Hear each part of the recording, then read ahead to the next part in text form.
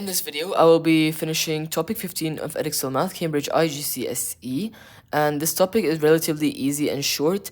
It's more about coordinate geometry, but like in algebra, okay? So we know what are coordinates. Coordinates are always the points x and y on the graph, okay? X is the horizontal axis, y is the vertical axis on a graph. There are four parts of a graph. We have the first quadrant starting from the right side, first quadrant, second quadrant, third quadrant, and fourth quadrant. The center of the cross-sectional area between the x-axis and the y-axis is known as the origin, where the points on coordinates are 0 of the x and 0 of the y. Now we're going to go through some coordinate geometry formulas. The first formula is the midpoint of a line. I'm pretty sure you guys have taken these formulas in the previous grades, grade 7 and grade 8. So this should be relatively easy.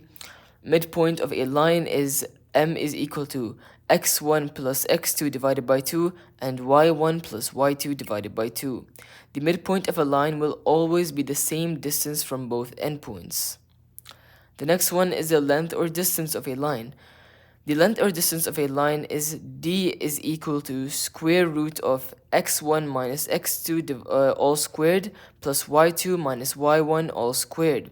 Now this formula is also the Pythagoras theorem, a squared is equal to b squared plus c squared, but in the British curriculum we take it as this formula. In the American you will be taking this as the Pythagoras theorem, it's the same thing. And the last formula of coordinate geometry is the gradient or slope. We're very familiar with this one. Slope is equal to rise over run, or change in y over change in x, or m is equal to y2 minus y1 over x2 minus x1. So delta y over delta x, rise over run. Alright, now the linear equation. The linear equation in the American system, it is y is equal to mx plus b. In the British system, y is equal to mx plus c, and I would advise you to try changing your term for m. Rather than calling it slope, try using gradient, because that is what we use in the British system. So the linear equation is y is equal to mx plus c, where c is the same as b, c is the y-intercept, just like in the American, and m is the gradient, which is rise over run.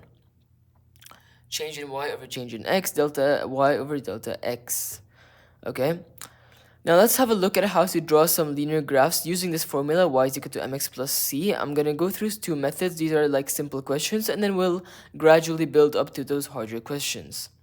So the first one is draw y is equal to 2x plus 3 from negative 2 to 2.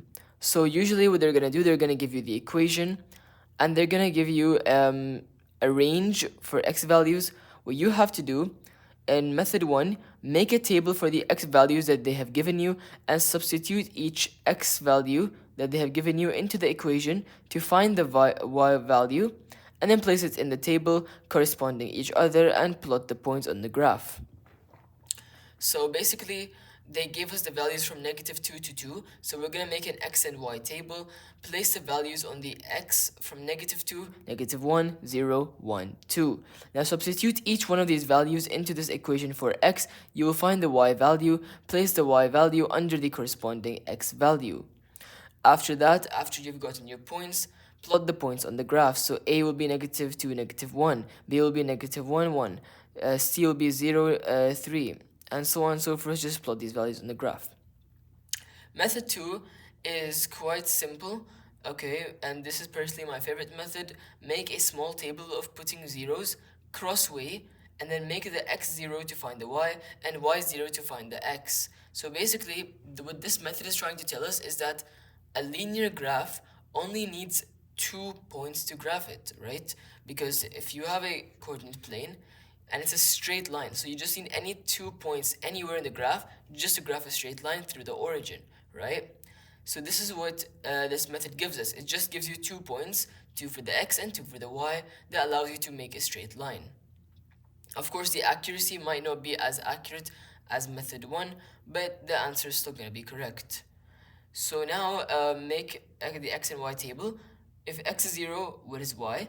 And if y is 0, what is x? Substitute each one into the equation, find the values, and you just need 2 points to plot the graph. Okay?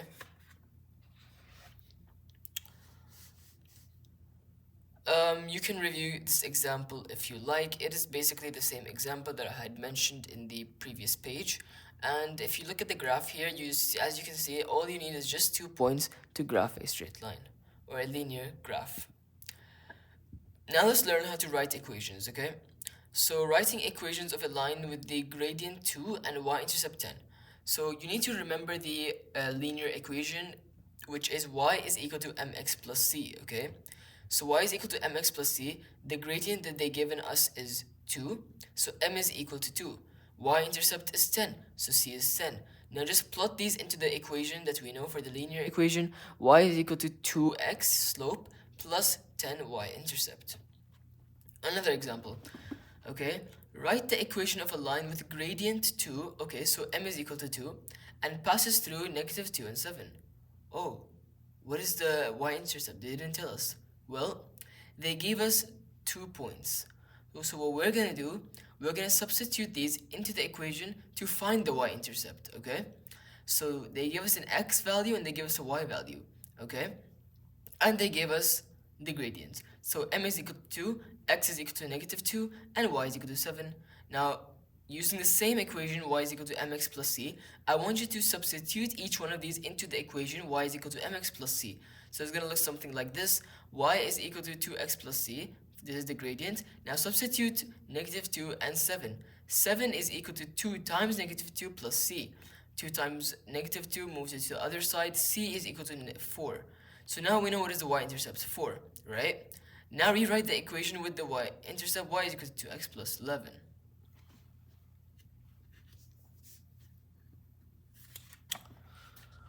Okay, and the last practice here, write an equation of the line passing through.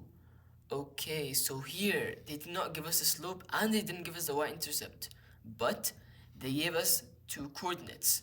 So we're going to use these coordinates to find the slope. Then we will use any y value to substitute it into the equation and find the y-intercept, and then we will make the equation. Okay, so x1 is 1, y1 is 2, x2 is 7, y2 is 4. So first let's find the slope. Slope is equal to y2 minus 1 and y1 over x2 minus x1. 4 minus 2, 1, 7 minus 1, 3. The slope is 1 over 3. Go, we got the slope. So y is equal to 1 over 3x plus c. Now, take any one of these values and substitute it in the equation to find c, just like how we did in the previous page. So I'm going to choose this one. 2 is equal to 1 over 3 times 1 plus c. Isolate c, c is equal to 5 over 3. So what is our equation? Y is equal to 1 over 3x plus 5 over 3. Simple as that. Alright, so now we'll go to parallel and perpendicular lines, how to solve these and understanding what they are. So a parallel line is a line that has the same gradient but does not intersect, okay? They do not intersect but they have the same gradient. For example, as you can see, these two equations have the same gradient, so they are parallel. These two have different gradient, not parallel. Same gradient, parallel, okay? Let's have a look at how to write the equation for a parallel line. So for this question, write an equation of the parallel line with y is equal to 5x plus 4 passing through negative 2 and 10. Sorry, let me just fix the camera here. Okay. So first, I want you to take the slope of the first equation only, alright? They give us y-intercept and slope. I want you to take the slope only, okay? Y is equal to 5 of x plus c. From here, place the points in the equation to find c, and then substitute that found c into this equation. So take these points and put them in the equation. 10 is equal to 5 times negative 2 plus c, c is equal to 20. Now take this 20 and put it in the equation, okay? So y is equal to 5x plus 20. So what you did here, you made another equation with the same gradient but different y-intercept. And that is a parallel line. So basically you wrote an equation for this parallel line, okay? Which is y is equal to 5x plus 20. Same gradient, so it's parallel, different y-intercept, no problem.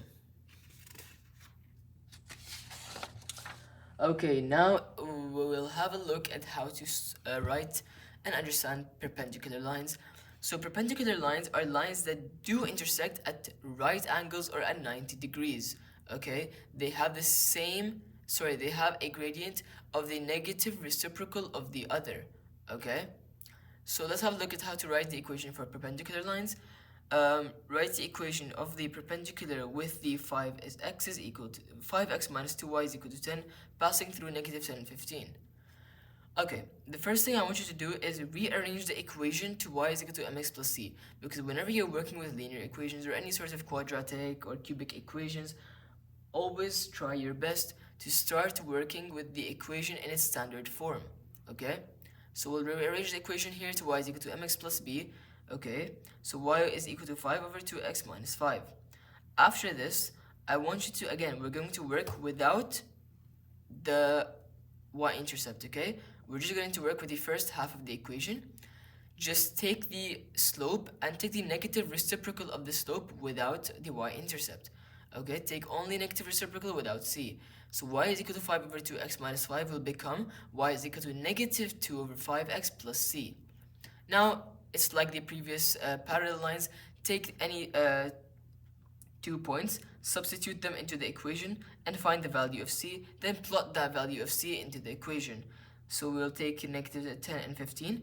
So we'll plot it in the equation. Y is equal to negative 2 over 5 times negative 10 plus c. C is equal to 11.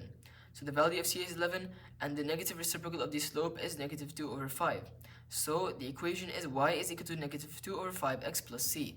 So now what have we done here? We have made an equation of the line that is perpendicular to 5x minus 2y is equal to 10, or y is equal to 5 over 2x minus 5. Because the slope is a negative reciprocal, if we make a new equation and the slope is the same as the given equation, it is parallel. If we make a new equation and the slope is the negative reciprocal of the initial slope that was given, it is a perpendicular line. Okay, and the last part of this lesson is just I'm going to show you one question on how to graph simultaneous equations. Okay, so it's up to you. You can use elimination or substitution, okay, to solve for one of the variables. That is completely up to you. Alright, but let's have a look at this question. So x plus 2y is equal to 10, x plus y is equal to 8. So I would like to use the elimination method here. I will just cancel x, and I will see I'm going to be adding here. So x and x will be cancelled. 2y plus y, sorry, I'll be subtracting, yes. 2y minus y will be y is equal to 10 minus 8, 2y is equal to 2. So I'm going to substitute this value of 2 into this equation. X plus 2 is equal to 8, x is equal to 6. So y is 2, x is 6. So this 6 and 2 is going to be our intersection point of the two lines. It is not the coordinates, okay? So again, when you're graphing simultaneous equations, I want you to first start by using any method of your choice, elimination or substitution, depending on the structure of the equation. Find the x and y's, and this is the intersection point. Basically, this is what you will check by the end of your question. If your graph intersects at this point, that means you did a good job. Now use a cross-zero table method. Of course, you can use the long table method for more accuracy, but this is much faster and you'll still get the answer correct. So I prefer using the cross-table zero method for both equations to find the lines for both and make sure they intersect at this point. So for the first equation, if x is 0, what is y? Y is 0, what is x? Same for the other equation. After you find the points, plot it on the graph, and as you can see, we have plotted it here, and the intersection point is 6, 2. So this means that our calculation was done correct, and that is it for topic 15 in Edexcel Math, Cambridge IGCSE. If you have any questions, please feel free to ask me in the comments below.